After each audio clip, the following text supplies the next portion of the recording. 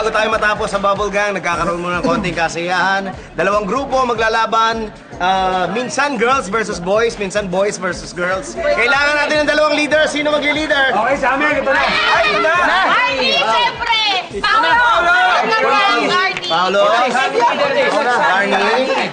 Alam mo naman to. Natingin niya. Hindi ba handa si Arnie? Ikaw ba? Ikaw ba? Okay. Una ang mga 2 points. Ang gagawin lang, pagalingan. Samson versus Leon versus Delilah. Okay, pwesto na. Ganap na mga leader. Meron kayong 5 seconds para mag-isip ng inyong panlaban. 5, 4, 3, 2, and get ready and... Basa! Basa!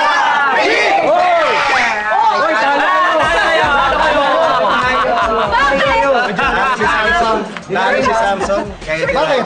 Delilah yan. Okay. 1 point sa mga boys. Manalo ka din! Kaya pa bumawi. Pwesto na, 5 seconds. 5, 4, 3, 2, and get ready. And basa! Basa!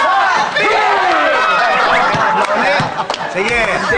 5 seconds. 5, 4, 3, 2, and get ready. Basa! Basa!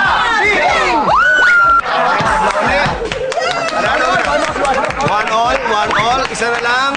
Madedetermine natin kung sino ang uupo sa pool. 5, 4, 3, 2, and get ready. And basa! Basa!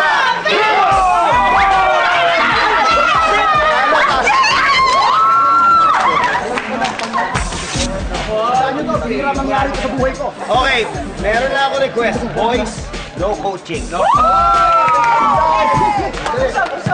No coaching. Ha? Kasi may alam yung mga boys tungkol dito. Okay. Alam ko na yung magturo yun ang iulog. O yan, sige. Yung magturo yun ang iulog. Ituro nyo yung magtuturo. Okay, question lang to, pangalan lang sa cast ang kailangan natin. Ha? Okay, may grupo. Ang Bubble Gang, nung nauso yung sex bomb, nagkaroon kami ng grupo. Ang pangalan, Sex Balls. Okay, ang mga nandiyan dyan, ako, si Ogie, si Antonio, si Wendell. Minsan sumasali si Boy 2, pagkawala yung isang member. Okay, ang tanong, sino ang nakaisip ng pangalan na Sex Balls? Isa sa mga cast, lalaki. You have 5 seconds. 5, 4, 3, 2, Eric Fructuso. Eric Fructuso. Eric Fructuso. May nagtataas doon eh, oh. Eric Fructuso is wrong. Mali. Kaya, oy, ang nakaisip nung pangalan Sex Balls ay walang iba kundi si Antonio Aquitania. Si Tunying ang nag-isip niya. Si Tunying ang nagsabi na tawagin nating Sex Balls. Okay? So, paano?